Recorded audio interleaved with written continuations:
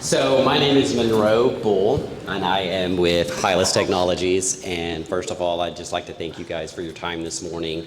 We are going to be visiting with you guys about the dangers of social media and other hacker stories, bringing you guys aware and kind of up to speed on what's going on in the world and what you should and should not be doing. My colleague here is Matt Lee, and Matt Lee is from PAX 8, and the other gentleman, Sasquatch up here on the stage, is John Dobbin, and he is also with Pilus Technologies. That's awesome. Very good. Awesome. Thank you so much for the introduction. Yeah, so I'm Matt Lee. If you ever want to look up my socials, Cyber Matt Lee. It's also a great way to attack. Anybody that did leave their Bluetooth on, I will be enumerating and attacking that from up here while I sit, just so you guys know. Now, seriously, Bluetooth is a great attack vector. If you don't need it, turn it off. First tip of the day. So today what we're going to go through is 3 stories. And I actually have some things for you guys for participating. So if you have an answer to my question, I have a $10 Amazon gift card for you. I have 5 of them. They will disappear quite quickly, I would wager. But if you will, I'm going to try to save one for each of the 3 stories. And we're going to talk about real-world attacks and real-world things that I do as a hacker, right? I'm a researcher, I'm an educator, but I'm also a hacker. And so we're going to talk about some. One of them is a story of my son losing his Steam account, but we're going to start off real quick here. So not for a gift card. Does anybody have any questions real quick first? You. What is your name? Matt Lee. That's awesome. Thank you for giving me a pulpit. Yeah, so I use the term threat actor, right? And so whether I have a rifle or whether I have a keyboard, I'm a threat actor when I've chosen to do something bad. A hacker is somebody that's even cut in line once. Once you've realized there's manipulable things around you, you can take advantage of that and do things, and a hacker does that, right? It's what you do with it that matters. So I sell the things I find to the companies that have made those mistakes, as opposed to taking advantage of them and making a lot more money. But fantastic question. So, first story. How many people use the same password for different sites? Raise your hands. Come on. Great. I love that. I love that. So what we're going to talk through is what I call a kill chain. What a kill chain is the steps I must take in order to win my goal, right? So the first thing I have to do is find a victim. I have to find somebody. I might find them in a game lobby. I might find them just on social media. I might find them on Facebook. I might find them on different places. But I'm going to find a victim. Once I find that victim, I can go search. Let's say your username is my son's username here, and I won't say it, but this image is my son's username enumerated. So what you see here is a site that I can use to go find every place you've used that username. Well, you've just told me you use the same password. So now the only object I have to do after finding a username is find the email address that's associated with those usernames. They're usually similar, right? You usually use the same thing in both your Gmail account. But then I'm either going to trick you out of a password, send malware to get a password from you, or another way, obtain your credentials. Once I do that, I hope you use your password everywhere, right? And if so, I'm going to start signing in to every one of these red dots up here. So if you notice, you have things like Roblox, you have Pastebin, Hacker News, Facebook, YouTube, Twitter, Reddit, Twitch. I'm going to go take over those accounts. I'm going to sign in, I'm going to change the password, I'm going to change the email address, and I'm going to go sell it. And I'm going to go make money. And it took me 3 seconds to go do those things once I have a list of passwords and I find one that works. And so I say this because I want to ask, and this is the first 4-card question, and I'm going to let him or Vanna White pick out the answerer, but where on this could you have prevented the attack from getting worse? I'm going to get a password, let's assume that. Where could you have stopped me from being more in power? Go ahead, Vanna, pick us out an answerer.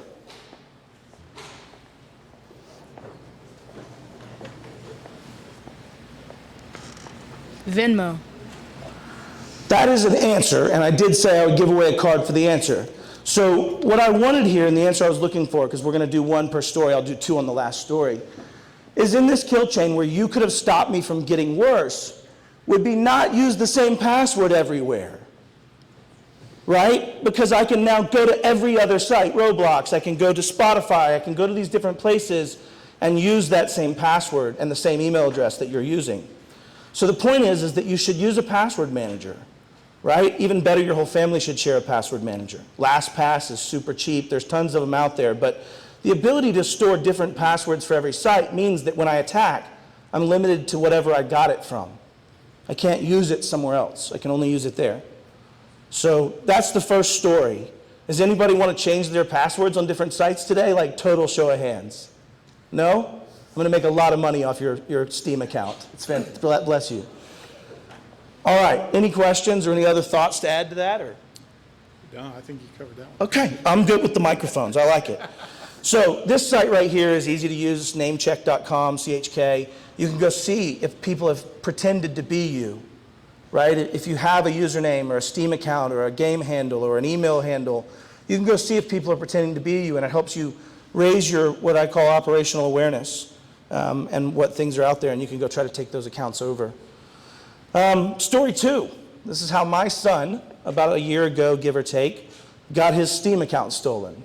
And this one wasn't through having a password. This was through social engineering, and I'm going to talk through it. We're going to do the same kill chain game. I think you guys get how it's played now. So first thing is to find a victim.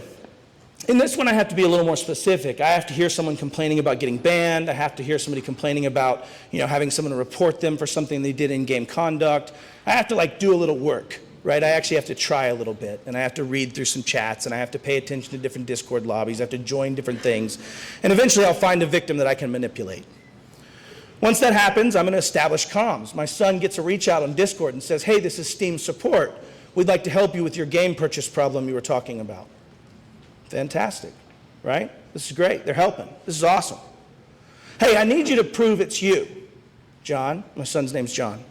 Great, send me the code on your Battle.net or your Steam authenticator, right? Send me the code. What they had really done at that point was click the reset password button. And so that code was what they needed to reset the password. In those few seconds, the threat actor then set up their own Battle.net, removed the Battle.net, not Battle.net, but removed, I'm showing my age, removed the Steam authenticator, right? And added their own, so that now they could lock you out. They then changed the email on the account, right? So I can't get back in, I won't get emails, I can't put in my username, doesn't work. And then what the last piece is, and this is kind of insidious, this is where the guy was a real jerk, was in Steam, if you take over an account, you want to get it back. The way you get it back is by showing your last purchase, the number that came on the last purchase in your credit card statement. That's how you get it back. So the threat actor says, hey, John, ask your dad for $10 to buy a gift card to really fix this problem so that he can make a purchase and lock us out forever and take it over, right? And so he literally has ownership. He has the email address, he has the password now, and he now has the ability to say, no, it's really mine. I can prove it. I have a purchase. And then goes and sells it. And you can see up here I put a number, but roughly $400 or $500 probably for a Steam account with a lot of games in it, because someone will buy it, and they save thousands of dollars on games they didn't have to go buy. All the stuff you've got, all the what do you call it, the skins and things that you've worked hard for, just gone, completely gone. And so luckily my son came over and said, Dad, can I have a gift card? I said, why do you need a gift card? And I was able to stop this kill chain. So that, I gave away one of the answers, but I'd like to get 2 out of this one. So raise your hand if you know where you could have stopped this in the kill chain. Vanna's going to pick somebody. Vanna. You could have not given them your password. That is absolutely right. That's probably the earliest, in the sense that you didn't give them the code, not the password, right? Because it's the MFA token, not the password. They didn't need your password. They clicked reset. But yes, accurate. So fantastic. Where's another place we could have stopped this in the kill chain? Made sure he was credible before you sent him the code. What's that? You make sure he's actually Steam support before you send him the... Yeah, they're never going to reach out to you on Discord separately and go, hey, I'm Steam support. My name's John, right? Like, I guess it wouldn't work because my son's name is John. But the point is, yes, 100%. They're not going to reach out to you and ask you for a code. Like, that's not how this works, right? If you've ever done support. So what they're doing is taking advantage of your lack of life experience, right? They're realizing you've probably not done this before and had to deal with it. And I would take advantage of that, right? And I would do that on anything, on Facebook, all kinds of places where I just need a little bit of information. Have you guys ever seen on Facebook where you have your friends go, hey, fill out, and maybe this is just old people like me, but fill out all the things you've done before. Ever been arrested? Ever been caught in school? And you answer those yeses, and you put in my dog's name's Johnny, and Billy's my, all those things are things I would call OSINT, or open source intelligence. They're things that I can go harvest. I have scripts, I have ways to go pull this information about you and learn about you. If you're a Starbucks fanatic and you're going to buy Starbucks, I'm going to send you a Starbucks gift coupon, right, to attack, because I'm not stupid. I want to go where my money is going to be best spent. And so essentially what it comes down to is you guys need to reduce your OSINT trail. Don't put things out on social media. Don't say things about support cases. Don't give data to me that I can use against you to trick you, right? And so that was this particular one. And my son very nearly lost a lot of money and a lot of time on all of his Steam games. So, okay, story 3. Have I lost anybody yet? Anybody ready to go to sleep? You can be honest. It's totally fine. I'm kind of tired myself. Okay, good, not many. I haven't lost anyone. Story 3, when grandma isn't grandma, right? You guys are children. There are risks to you, and sometimes threat actors will use the same techniques here to do very malicious things in the human form, as opposed to directly on the cyberspace. So in this case, the threat actor is going to find a victim, some child that they have targeted in some form or fashion. They're going to use this open source intelligence to find grandma, because grandma has made her Facebook profile completely open to anybody that wants to grab it. She's made all her pictures public. She's made all of her comments public. It makes it very easy for me. I actually can just harvest that in minutes. I can bring that into a very easy to read format. So I'm going to find grandma's real profile. I just grabbed a grandma, like she actually used the name grandma in her Facebook profile, so I snagged that one. And then I'm going to steal photos. I'll just right click, save image as, right click, save image as, right click, save image as. I'm going to go set up a fake email account. I'm going to actually then set up a fake Facebook that says the same name. And in this one, grandma used an apostrophe S in her first name. I just won't. I'll just use grandma's without it, and you probably won't notice. And I'll say, and reach out and say, hey, listen, this is grandma. My old Facebook got locked out. Some jerk hacker locked me out of my Facebook. Perfect story, right? I'm then going to start grooming the victim and start keeping it normal conversations, doing things I've seen in repeated history over media comments before, making it feel like grandma, right? And at that point, it's almost Christmas. And I can say, listen, I really want to send you guys a present. I don't have your address handy. Can you please send me your address?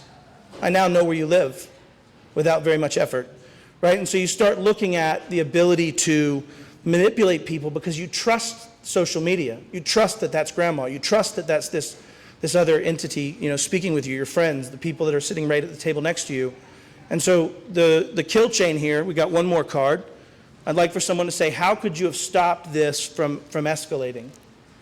Oh, there's 2 more? I can't count. That's on me. I apologize. Okay, we're going to do 2 stops. There's a couple places this could have gone. And one of them's grandma.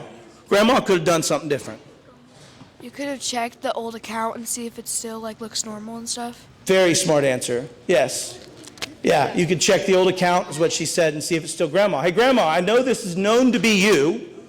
The downside to that, and I want to answer this, the downside to that is that You got an answer? grandma would just be the threat actor, me, responding on an old account potentially if I'd compromised it.